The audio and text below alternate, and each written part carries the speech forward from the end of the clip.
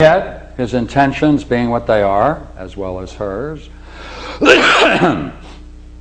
is to realize the ideal.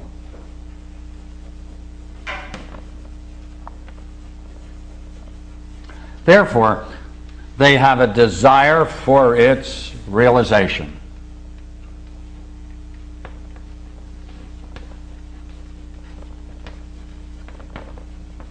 And they seek jointly then to manifest it.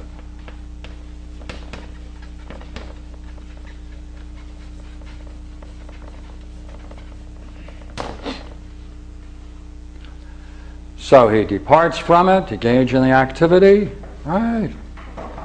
And he's doing that for a purpose. He wants to see it. He wants to see it, he wants to touch it, he wants to contemplate it at present, in the present. Not as an idea, but in its manifestation in the present. Therefore, he departs from the ideal to realize the ideal. Therefore, he desires its realization and its manifestation. So there's a departure and a return, necessarily. There must be, therefore, in this the same thing. Now look here.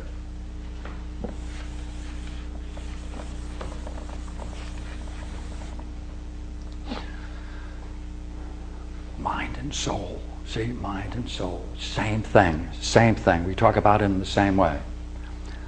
Mind had to give itself to soul. Soul had to be receptive to receive it. There is an idea to be realized in that relationship. Therefore, in giving itself to soul, it departed from itself. Once departed from it, however, there's a desire to return to its source and discover its origin. Therefore, there are two movements, a natural departure, return, which of course is true, is it not, among nearly all species. Once a child or a living thing is born or given birth to, there is quickly, not only does it come into existence because of its cause, the mother, father, but coming into existence, it brings with it the necessity, right, as a necessity, the well-being proper for the maintenance and the continuity of that existence. Or along with its existence, coming into existence, comes the well-being appropriate for that being.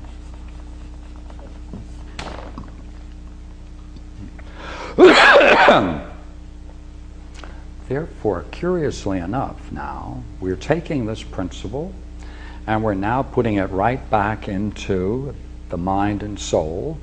And therefore, when the mind departs from itself and enters into the soul must be willing to accept it. In accepting it, it recognizes the mind must have departed from its own ideal. The soul wants to realize that ideal. It desires its realization and its manifestation. It knows that it has a new existence now because of mind, since now it has the capacity to know and to realize itself. And therefore, it knows its new kind of existence is a result of that participation, and with it must come its own well-being. Therefore, 1, 2, 3, right? Therefore, by returning and trying to discover its origin, it's studying the activity of mind. That's what it's doing, the activity of mind.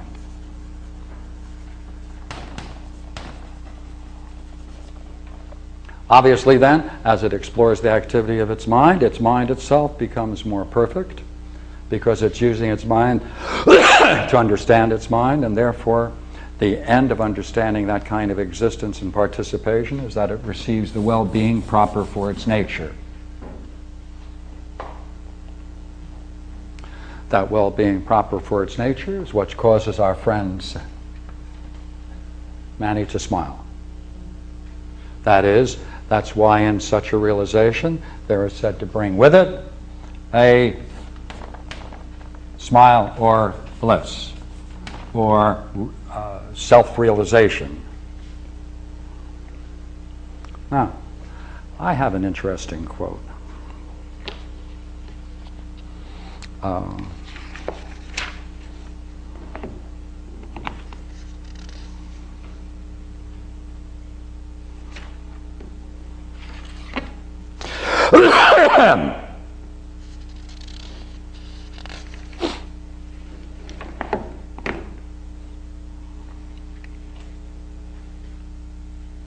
This is turning everything upside down, because we are the possessor. We are the possessor. We are the possessors of mind.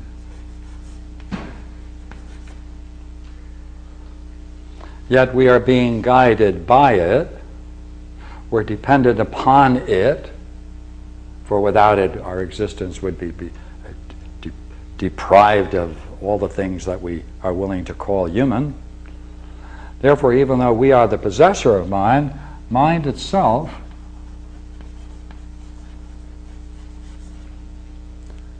is higher. Look here, we are the possessor of mind. We have possessed it.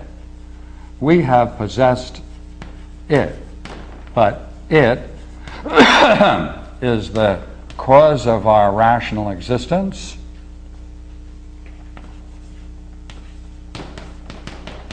The source of our well-being. And obviously, it's also the very condition for us recognizing our own perfection. Because the same idea we had before, since it's an ideal, remember we said we can measure any relationship to the degree to which the individuals in that relationship are fulfilling the very condition of likeness. Remember what we said about that? So in the same way, each of us, to the degree that we can say we are possessors of mind, or we possess mind, have a goal. The goal is that each of us wants to be as much as we can be, and to be as much as we can be must be then to come face to face with the existence of what is the highest view of mind itself, and how can we see its function in such a way that we can then gain an insight into its activity so that we can get closer to its perfection, and finally, if possible, gain an insight into mind itself, for that's the higher goal. But this is first, this is second. Now, what do you gain from that? Well, you know what you gain?